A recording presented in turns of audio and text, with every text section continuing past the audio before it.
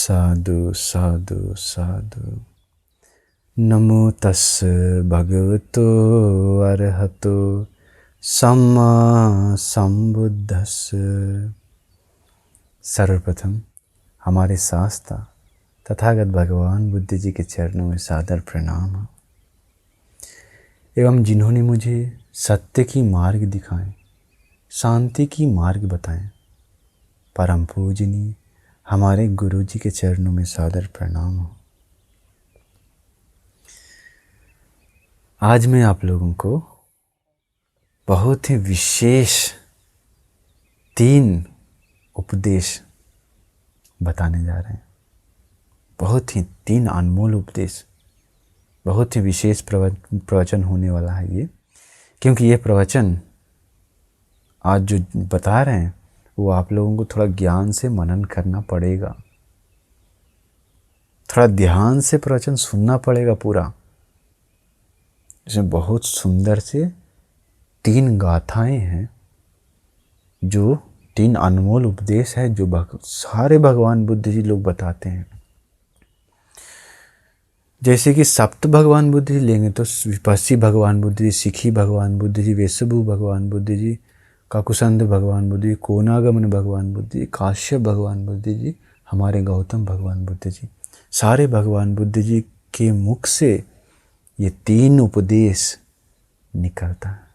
ये 3 अनमोल उपदेश, आश्चर्य विस्मित उपदेश है, बहुत ही ज्ञान भरी, बहुत ही अर्थ भरी उपदेश है। तो आज प्रवचन में ये आप लोगों को सीख सकता है। अच्छा से ध्यान से सुनिए, आपका जीवन बदलने वाला है। अगर इसके अनुसार, ये 3 अनमोल उपदेश के अनुसार आप लोग जीवन बिताते हैं तो पूरा ही जीवन चेंज हो जाएगा। चेंज हो जाएगा मतलब बुरा से अच्छा की ओर ही आएगा, अच्छा से बुरा की ओर कभी नहीं जाएगा। ये अगर फॉलो करते हैं तो ये शुरुआत कैसे होता है, ये धम्मपद में आता है। धम्मपद बुद्ध वर्ग में है, आप लोग पढ़ना है तो पढ़ सकते हैं, विश्वास है तो कोई दिक्कत नहीं। बहुत लोग विश्वास नहीं होता है तो पढ़ सकते हैं। धम्मपद में बुद्ध वर्ग में है। तो ये शुरू होता है कैसे, अरहंत आनंद भंत जी आप लोग जानते होंगे। आनंद भंत जी यानी कि हमारे भगवान बुद्ध जी का अग्र उपाध्यायक थे, अग्र सेवक। भगवान बुद्ध जी के पास में ही रह के सेवा करने वाले भंते जी भिक्षु थे। कौन? आनंद भंते जी। आनंद भंते जी को पूरा धर्म याद था, पूरा सूत्र, पूरा जो सूत्र पिटक है कितना है वो सब याद था उनको। उनको बोलते हैं धर्म भांडाकारिक, धर्म का स्टोर रूम जैसा, स्टोर जैसा पूरा स्टोर था अंदर, दिल में बैठाया हुआ था धर्म को। अरहंत आनंद भंते जी कितना प्रज्ञा था, कितना बुद्धि था, मतलब कितना होश हवास में रहते थे। एक बार सुनने से याद हो जाता था। हम लोग को 100 बार सुनने से भी याद नहीं होता। अभी देखिए फर्क। आनंद भंते जी भगवान बुद्ध जी को बोलते हैं, आनंद भगवान आप कहीं भी प्रवचन देते हैं ना, जहाँ हम नहीं हो वहाँ पर प्रवचन जो देते हैं, उपदेश जो करते हैं, वो वापस आने के बाद मुझे भी वो उपदेश बताइए। इसलिए भगवान बुद्ध जी कहीं भी उपदेश करेंगे तो आनंद भंती को बताते हैं। आनंद भंती को बताने के बाद वो सारा उपदेश आनंद भंती जी दिल में बैठा लेते हैं, याद कर लेते हैं, फिर भूलते नहीं। इसलिए पहला संगायना में, प्रथम संगायना जो हुआ था महाकाश्यप भंती करवाए थे, वो प्रथम संगायना में आनंद भंते जी ही पूरा याद किया हुआ था, पूरा सूत्र को, धम्म को पूरा।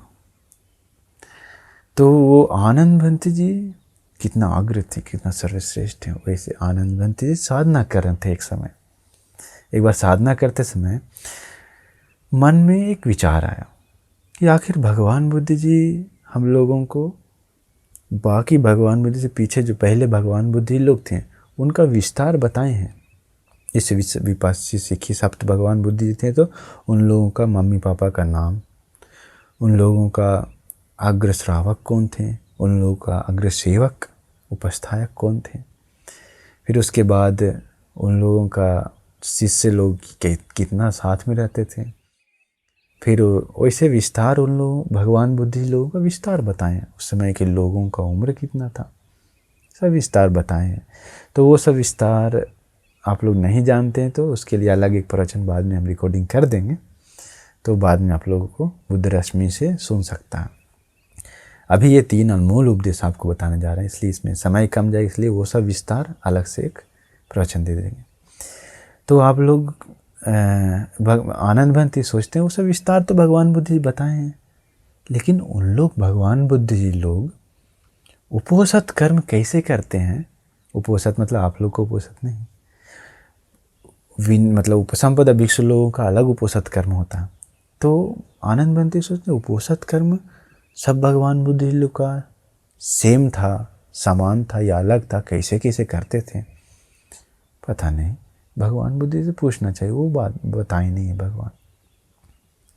भगवान बुद्ध जी के पास जाते हैं, आनंद भंती जाकर पूछते हैं, हे भगवान आपने बाकी भगवान बुद्ध लोगों को भगवान बुद्ध जी लोगों का विस्तार बताए हैं, डिटेल्स बताएं कि कौन बोधिवृक्ष के नीचे ज्ञान प्राप्त की सब चीज़, लेकिन आप बताए नहीं हैं कि आखिर वो भगवान बुद्ध जी लोग कैसे उस समय उपोषित कर्म, भिक्षु लोग कैसे उपोषित कर्म करते थे। आप लोग का जो आर्यष्टांगिक उपोषित है वो नहीं, भिक्षु लोगों का उपसंपदा भंती लोग का अलग ही एक विनय कर्म होता है, उसे बोलते हैं उपोषित कर्म। तो भगवान ये उपोषित कर्म कैसे होता था। उपोषित मतलब सारा भिक्षु लोग एक होते हैं, उस समय एक होते हैं मतलब एक जगह पर जमा होते हैं, एक मीटिंग जैसा, भी आप लोग को समझने के लिए एक मीटिंग जैसा बोल सकते हैं, ठीक है।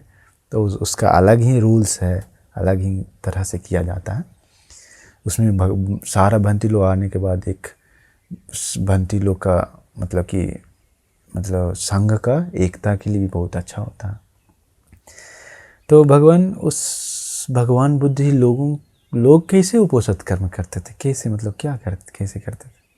भगवान बुद्ध जी बहुत सुंदर से बताते हैं। भगवान बुद्ध जी सबसे पहले तो बताते हैं आनंद, ये विपस्सी भगवान बुद्ध जी के समय में ये उपोषित कर्म 7 साल पर एक बार सिर्फ होता था। एक बार करने के बाद 7 साल के लिए काफ़ी है। फिर सिखी भगवान बुद्ध जी के समय और विश्व भगवान बुद्ध जी के समय 6 साल पर एक बार होता था।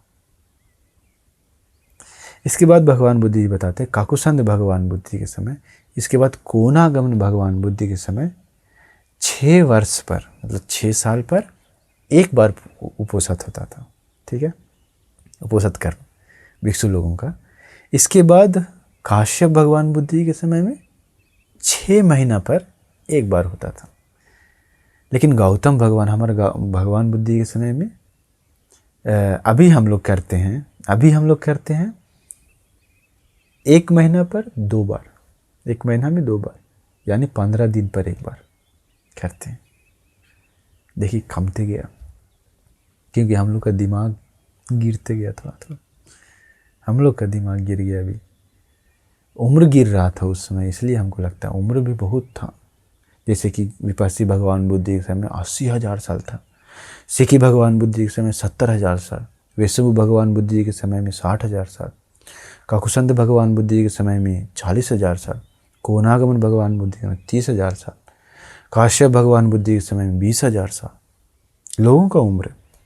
लेकिन हमारे गौतम भगवान बुद्ध जी के समय देखिए 100 साल या 120 साल तक नहीं था, जो अभी बुद्ध शासन चल रहा है। अभी ज़्यादा से ज़्यादा 60-70, 100 पार कर गया तो आज का बहुत ही आश्चर्य, पूरा इंटरनेट में फेमस हो जाता है, वीडियो ज़्यादा है।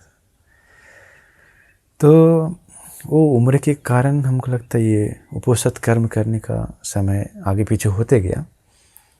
लेकिन भगवान बुद्ध जी बोलते हैं कि आनंद, वो भगवान बुद्ध जी का समय जो उपोषित करने का समय अलग अलग हो सकता है, उन लोग का अलग अलग विस्तार हो सकता है, लेकिन उन लोग जो बोलते हैं, जो बताते हैं, वो उपोषित कर्म जैसे करते हैं, वो अनमोल 3 उपदेश 3 गाथा से करते हैं, 3 गाथा। तो यही 3 अनमोल उपदेश भगवान बुद्ध जी फिर बताते हैं आनंद भंती जी को। बहुत ही सुंदर है, सारे भगवान बुद्ध जी के मुख से निकलते हैं ये 3 उपदेश, सभी भगवान बुद्ध जी बताते हैं। आप लोग सुने होंगे शायद, लेकिन तीनों सुने होंगे, हमको पता नहीं, एक सुने होंगे, बहुत फेमस है। क्या है वो? पहला भगवान बुद्ध जी बताते हैं, सब पापस्य अकर्णं कुशलस्य उपसंपदा सचित्त पर्योदपनं एतं बुद्धान शासनं। सुने होंगे आप लोग। तो इसका अर्थ होता है सब पाप से अकर्णं, सारे पापों को न करना, कुशलस्य उपसंपदा, हमेशा कुशल पुण्य ही करना, हमेशा कुशल पुण्य को संचय करना, कुशलस्य उपसंपदा, सचित्त पर्योदपनं, अपने चित्त को परिशुद्ध करना, एतं बुद्धान शासनं, यही है बुद्ध लोगों का उपदेश, यही है बुद्ध लोगों का शासन। मतलब उपदेश जो बताते हैं, वचन सब भगवान बुद्ध जी बोलते हैं, सब पापस्य अकर्णं कुशलस्य उपसंपदा सचित्त पर्योदपनं एतं बुद्धान शासनं। कितना सुंदर है। ये पहला गाथा था। सारे पापों को न करना अर्थात समझते हैं पाप नाम का मतलब, पाप नाम से दुनिया में जितना भी गलत होता है वो सभी नहीं करना चाहिए। अगर आप लोग एक सही व्यक्ति हैं, तो आप लोग अच्छा इंसान है, तो पाप नाम का जितना भी दुनिया में है वो कुछ भी मत कीजिए, गलत जो भी है कुछ भी मत कीजिए, सारे पापों को न करना। प्राणी हत्या हो सकता है, चोरी हो सकता है, व्यभिचार, परस्त्री सेवन हो सकता है, झूठ हो सकता है, झूठ बोलना भी बहुत बड़ा पाप है, नशा हो सकता है, इसके बाद चुगली करना हो सकता है, गाली देना हो सकता है, क्रोध गुस्सा करना हो सकता है, ईर्ष्या करना हो सकता है, अलग अलग बहुत है दुनिया में, मारपीट, गाली गलौज, लड़ाई झगड़ा सब पाप में आता है। कितना गलत है पाप ना करना। फिर उसके बोलते हैं पुण्य को संचय करना, हमेशा पुण्य कुशल करना, हमेशा पुण्य कुशल करते रहना। तो उसका उल्टा करना है, अच्छा कार्य को ही करना है, ध्यान साधना करना है, शील सुरक्षा करना है, दान देना है, सभी लोगों के साथ प्यार से बात करना है, हमेशा खुशी से रहना है, ध्यान साधना करते हुए। तो वो हुआ कुशल को करना, पुण्य को करना। अपने चित्त को परिशुद्ध करना। चित्त परिशुद्ध कैसे होता है? चित्त परिशुद्ध होता है सही कार्य करने से या गलत कार्य करने से? सही कार्य करने से। चित्त परिशुद्ध होता है सही विचार सोचने से या गलत विचार सोचने से? सही विचार सोचने से। चित्त परिशुद्ध होता है इंद्रियों को संयम करने से या असंयम करने से? इंद्रियों को संयम करने से, अपना वश में करने से चित्त परिशुद्ध होता है। चित्त परिशुद्ध होता है मेडिटेशन, ध्यान साधना करने से, या तो लड़ाई झगड़ा या झूठ मूठ के वैसे ही रहने से परिशुद्ध होता है, मेडिटेशन, ध्यान साधना से। तो वो सब करना चाहिए चित्त को परिशुद्ध करने के लिए। यही है भगवान बुद्ध जी का वचन, अनमोल उपदेश। पहला ये सुने होंगे आप लोग। दूसरा क्या है? खंति परमं तपो तितिक्षा निब्बानं परमं वदन्ति बुद्धा नहीं पाब्बजितो परोपघाती समनो होति परं विहेठयन्तो। बहुत सुंदर है ये। भगवान बुद्ध जी भिक्षु लोगों को ये गाथा बताए थे, लेकिन ये जो भिक्षु लोगों के लिए बता रहे हैं, हम अर्थ भी भिक्षु लोगों का नाम से ही लिख के लेके आए, लेकिन ये आप लोग अपना जीवन में उतारना चाहिए, ठीक है। खंति परमं तपो तितिक्षा, श्रमण भिक्षु लोग का परम तपस्या होता है खंति, यानी कि सहनशीलता, तितिक्षा। बर्दाश्त करना, भिक्षु लोगों को बर्दाश्त करता है, जो सहनशीलता है वही परम तपस्या कहलाता है भिक्षु लोगों का। इसके बाद बोलते हैं सभी बुद्ध लोगों का परम उपदेश वचन होता है उत्तम अमृत निर्वाण, अमृत पद। निब्बानं परमं वदन्ति बुद्धा। नहीं पापभजितो परोपघाती। प्रवर्जित भिक्षु लोग कभी भी किसी पर मतलब किसी प्राणी की हत्या नहीं करता। देखिए, नहीं पापभजितो परोपघाती। घाती मतलब हत्या करना। दूसरों को अगर हत्या करता है, मनुष्य हो सकता है या जानवर हो सकता है, कोई भी प्राणी हो सकता है, भिक्षु लोग कभी भी हत्या नहीं करता। नहीं पापभजितो परोपघाती। भगवान बुद्ध जी का श्रावक भिक्षु लोग कभी भी हत्या नहीं करता। उपासक उपासिका लोग भी वैसे बनना चाहिए। इसके बाद है समनो होति परं विहेटयन्तु। यानी दूसरों को हिंसा करने वाले कभी श्रमण भिक्षु नहीं होता। दूसरों को कभी अगर हिंसा करता है तो वो श्रमण नहीं कहलाता है, बौद्ध भिक्षु नहीं कहलाता है। अगर दूसरों लोगों को हिंसा करने वाला व्यक्ति है तो देखिए कितना सुंदर है। ये बात बहुत ही विशेष है। अगर भिक्षु लोग ये प्रवचन सुन रहे हैं तो आप लोग कभी भी दूसरों को हिंसा मत कीजिए। हत्या करना मतलब अलग हुआ, हिंसा करना मतलब अलग। हिंसा मतलब मारपीट हो सकता, गाली गलौज भी हो सकता। दूसरों को हिंसा पहुंचाना, चोट पहुंचाना, वहाँ बोलते हैं दूसरों को अगर चोट पहुंचाते तो आप असली भिक्षु नहीं हैं। देखिए, असली भिक्षु लोग मारपीट नहीं करते हैं, गाली गलौज नहीं करते हैं, गुस्सा क्रोध नहीं करते हैं। देखिए, अपना ध्यान साधना में रहना है। क्या संसार से लेना है? ये संसार तो सब मोह माया है। क्या इसमें फंसना है? क्या करेंगे ये सब का? एक दिन तो सब छोड़कर जाना है। तो भिक्षु बने हैं तो कम से कम धम्म की रास्ता पर चलें, जो भगवान बुद्ध जी बताए हैं। भिक्षु लोगों को अलग ही ट्रेनिंग दिए हैं भगवान बुद्ध जी, अलग ही सूत्र, अलग ही उपदेश दिए भगवान बुद्ध जी भिक्षु लोगों को। जब भिक्षु बनने के बाद शुरू से क्या क्या करना चाहिए स्टेप बाय स्टेप, देखिए बहुत ही सुंदर से बताएं भगवान बुद्ध जी। तो वैसे भिक्षु लोग रहना चाहिए। दूसरों को हिंसा करने वाला कभी श्रमण नहीं कहलाता, भगवान बुद्ध जी बताएं। हमारे भगवान बुद्ध सिर्फ नहीं, सारे भगवान बुद्ध जी लोग बताते हैं ये। देखिए, इसलिए आप लोग भिक्षु लोगों को जैसे बताए हैं इसमें, आप लोग भी वैसा ही सोचना चाहिए। आप लोगों का भी अगर तपस्या मतलब आप लोगों का परम तपस्या कहलाएगा। आप लोगों का भी अगर आप लोग सहन करते हैं तो, सहनशीलता है तो, बर्दाश्त करने का क्षमता है तो, है कि नहीं। कोई अगर डांट दिया तो, कोई अगर कुछ बोल दिया तो उसको सहने का क्षमता होना चाहिए। ये ना कि तुरंत लड़ाई झगड़ा कर ले, तुरंत मारपीट करने लगे, नहीं। अगर कोई चुप रहता है तो उसमें वही असली मतलब बहुत ही श्रेष्ठ व्यक्ति कहलाता है। अगर शांत है तो उस समय वो तो अलग ही क्वालिटी है उसका, अगर उस समय शांत है तो। फिर उसके बाद भगवान बुद्ध जी तीसरा उपदेश बताते हैं, तीसरा अनमोल उत्तम सर्वश्रेष्ठ गाथा है जो सारे भगवान बुद्ध जी लोग बताते हैं। क्या है? अनूपवादो अनूपघातो पाति मुखे च संवरो मत्तन्युता च भत्तस्मिन् पंतंच सैनासना अधिचित्ते च आयुगो एतं बुद्धान शासना। ये था तीसरा गाथा। अभी ये 3 गाथा जो बताएं पाली में सभी भिक्षु लोगों को याद रखना अनिवार्य है। मतलब याद रखना चाहिए 3 गाथा, विशेष 3 गाथा।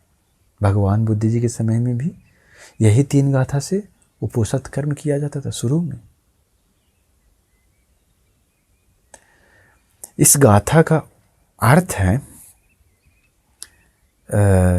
दूसरों को न डांटना, अनुपवादो अनूपघातो।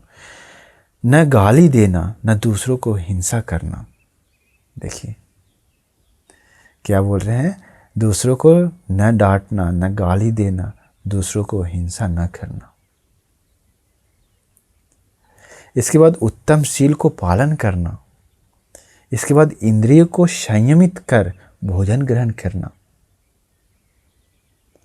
मत्तयुताच भत्तस्मिन् पंतंच शयनासनं।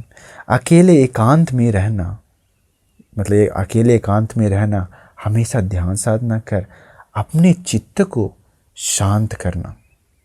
अपने चित्त को शांत रखना चाहिए एकांतवास में रहकर। भिक्षु लोगों के लिए बता रहे हैं भगवान बुद्ध जी। यही है सारे भगवान बुद्धों का उत्तम उपदेश। अनुपवादो अनुपघातो पाति मुख्य च संवरो मत्तयुताच भत्तस्मिन् पंतंच शयनासनं अतिचित्ते च आयोगो एतं बुद्धानुशासनम्। कितना सुंदर है। इसलिए आप लोग भी ये गुण अपनाइए। तीसरा वाला भी बहुत सुंदर है। आप लोग देखिए, दूसरों को ना डांटना आप लोग भी ले सकते हैं अपना जीवन में। हम भी किसी को जीवन भर, आज आप दृढ़ संकल्प लीजिए, जो सारे भगवान बुद्ध जी का वचन, अनमोल वचन है, मुख से निकलता है, वो हम आज दृढ़ संकल्प लेते हैं, हम वैसे ही पालन करेंगे। क्या है वो? दूसरों को न डांटना। आज से हम दूसरों को कभी नहीं डांटेंगे। दूसरों को न डांट, न गाली दें, दूसरों को गाली नहीं देंगे हम। दूसरों को हिंसा नहीं करेंगे हम आज से कभी किसी को। उत्तम शील को पालन करेंगे हम। अगर आप लोग पंचशील पालन करते तो वही शील को पालन कीजिए आप लोग मरने दम तक। उपवास लेते हैं वो भी अच्छा से पालन कीजिए, परिशुद्ध रूप से, तोड़िए मत। इसके बाद इंद्रियों को संयमित कर भोजन करने, मतलब इंद्रियों को संयमित करना है, मतलब भोजन के प्रति आशा जो है वो नहीं रखना चाहिए। आप लोग भी सीखना चाहिए। वो भोजन के प्रति जो आशा होता है वो बहुत खतरनाक होता है। आप लोग को समझ नहीं आएगा। खाना खाना चाहिए, लेकिन जो उसमें आसक्ति होता है, बंधन होता है, वो बहुत अच्छा नहीं है, मतलब बहुत खराब है। आप लोग को समझ में नहीं आता। संसार में उसका विपाक बहुत ही, मतलब उससे पुण्य तो मिलता नहीं। संयमित करते हैं तो पुण्य मिलता है। देखिए, मन को, इंद्रियों को संयमित करने से बहुत पुण्य मिलता है, बहुत कुशल जमा होता है अपने जीवन में। इसके बाद बताते हैं, भिक्षु लोग को अकेले एकांत में रहना, हमेशा ध्यान साधना करके अपने चित्त को शांत रखना। इसमें आप लोग ले सकते हैं क्या, अकेले तो रहना मुश्किल है, लेकिन अकेले में घर में ही कहीं अकेला जगह, मतलब वो छत पर हो सकता है या कहीं रूम में हो सकता है, अपना रूम में हो सकता है। अकेले बैठकर थोड़ा ध्यान साधना करना चाहिए आप लोग। ये सब है, ये सब अपना ऊपर उतारिए आप लोग। ये 3 अनमोल उपदेश जो मैं आप लोगों को बताया हूँ, ये सब अपना जीवन में उतारिए। सारा भगवान बुद्ध जी लोग बताते हैं। अभी हम पाली भी आप लोगों को बताए हैं, तो आप लोगों को अगर याद कर सकते तो बहुत अच्छा है। अगर आप लोग भिक्षु लोग हैं तो आप ये प्रवचन यूट्यूब से भिक्षु लोग देख रहे हैं, तो सुन रहे हैं, तो आप भिक्षु हैं तो आपको ज़रूर अनिवार्य है ये 3 गाथा याद करना। अगर याद है तो आप लोग खुश हो जाइए। इसलिए बोलते हैं बुद्ध शासन कितना आश्चर्य है, कितना आश्चर्य है, कितना सुंदर है। भगवान बुद्ध जी लोग का जन्म होना बहुत बहुत बहुत दुर्लभ है। वेरी वेरी रेयर, बहुत दुर्लभ है भगवान बुद्ध जी का जन्म लेना दुनिया में। कल्पों कल्प के बाद एक भगवान बुद्ध जी जन्म लेते हैं। ये कल्प बहुत ही विशेष कल्प है। जिस हम लोग जब अभी जी रहे हैं, ये कल्प के बारे में आप लोग बुद्ध रश्मि से प्रवचन सुनते तो जानते होंगे। ये कल्प को बोलते हैं भद्र कल्प। इस कल्प में 5 भगवान बुद्ध जी का जन्म होता, यही एक कल्प में। कल्प मतलब छोटा मोटा समय नहीं, बहुत अति दीर्घ समय है। जैसे काकुसंद भगवान बुद्ध जी इसी कल्प में जन्म लिए, कोनागमन भगवान बुद्ध जी, काश्यप भगवान बुद्ध जी और हमारे गौतम भगवान बुद्ध जी भी इसी कल्प में जन्म लिए, एक कल्प में। और जो अनागत फ्यूचर में आगे जो भगवान बुद्ध जी जन्म लेने वाले हैं, मैत्री भगवान बुद्ध जी, इसी कल्प में जन्म लेंगे। इसके बाद मैत्री बुद्ध शासन खत्म होने के बाद कल्पों कल्प तक बुद्ध शासन नहीं है, नहीं है, कल्पों कल्प तक। ये एक कल्प, इसलिए ये महाभद्र कल्प कहलाता है, भद्र कल्प। आप लोगों का भाग्य है कि ऐसा ऐसा प्रवचन सुनने को मिल रहा है बुद्ध रश्मि से। आप लोगों का भाग्य है, हमारे गुरु बंते जी का आशीर्वाद से आप लोगों को सुनने को मिल रहा है। गुरु बंते जी हम लोग को बताए थे ये चैनल शुरू करने के लिए, बुद्ध रश्मि। तो गुरु बंते जी का अनुकंपा देखिए, हमारे गुरु जी का अनुकंपा आप लोगों के प्रति। कोरोना के समय शुरू किए थे, गुरु बंते बोले थे कि देखो आप तुम्हारा देशवासी लोग जो भारत के लोग हैं उन लोगों के प्रति थोड़ा अनुकंपा करके प्रवचन दो। सत्य क्या है बताओ, सब लोग अंधेरा में है, उन लोग को रोशनी प्रकाश दो। हमारे गुरु जी के कारण ही आप लोगों को अभी इतना परिशुद्ध धम्म सुनने को मिल रहा है। हमेशा गुरु जी को याद कीजिए, वंदना कीजिए सोने से पहले, बहुत पुण्य मिलेगा आपको, बहुत सर्वश्रेष्ठ, बहुत मतलब आजकल देखेंगे तो हमारे गुरु जी बहुत श्रेष्ठ हैं। कितना भी गुण गाएं कम है। हिमालय में भी बहुत समय तक तपस्या की, ध्यान साधना की, मतलब उनका अलग ही विस्तार, मतलब कि एक किताब लिख सकते हैं, इतना उत्तम गुरु है आजकल के समय में देखेंगे तो अभी आप लोगों को ये 3 जो गाथा बताएं वो समझ में आ गया होगा। तो ये सब सुनने को मिल रहा है हमारे गुरु जी के कारण ही, वही हम आपको बताएं। और भी जितना प्रवचन सुनते हैं, यश बंती का प्रवचन, निरोध बंती का प्रवचन, या तो कोई भी हो, पुण्य बंते जी, धम्मसिन बंते जी हो सकता है, गुणानंद बंते जी हो सकते हैं, कोई भी, हम सभी लोग प्रवचन दे रहे हैं तो दे रहे हैं सिर्फ गुरु बंते जी के कारण ही। हमारे गुरु जी हम लोगों को नहीं सिखाते तो क्या करते हैं, हम लोग भी आप लोग जैसा गांव में घर में वैसा ही दुख सहन करते रहते हैं। अहो गुरु जी को बहुत बहुत पुण्य, गुरु जी के चरण स्पर्श करते हैं, इतना उनका कृतज्ञता चुकाना असंभव है, इतना है, इतना मदद की हम लोगों को। इसलिए आप लोगों को ये प्रवचन समझ में आ गया होगा कि आखिर सभी भगवान बुद्ध लोग ये 3 उपदेश क्या क्या करते हैं। तो इसलिए मैं आप लोगों को आशीर्वाद करता हूँ कि आप लोगों को ये 3 अनमोल उपदेश, ये 3 विशेष उपदेश को अपना जीवन में अमल करके, अपना जीवन में अपनाकर आप सभी लोगों को बहुत बहुत पुण्य करते हुए, ध्यान साधना करते हुए, सभी लोगों को मदद करते हुए, सभी लोगों के साथ प्यार से बात करते हुए, धार्मिक ढंग से खुशी से जीवन बिताने के लिए आप सभी लोगों को भाग्य मिल जाए। साधु साधु साधु। नमो बुद्धाय।